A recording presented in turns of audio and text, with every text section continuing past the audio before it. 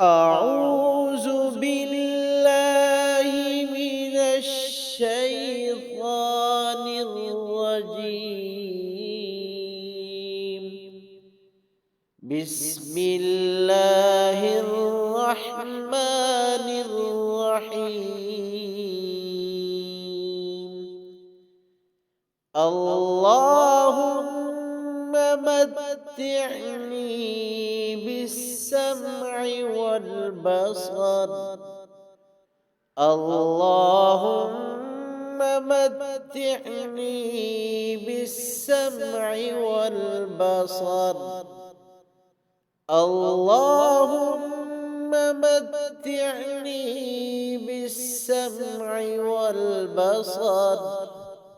اے اللہ مجھے فائدہ اٹھانے کی توفیق عطا فرما سننے اور دیکھنے کی قوت سے۔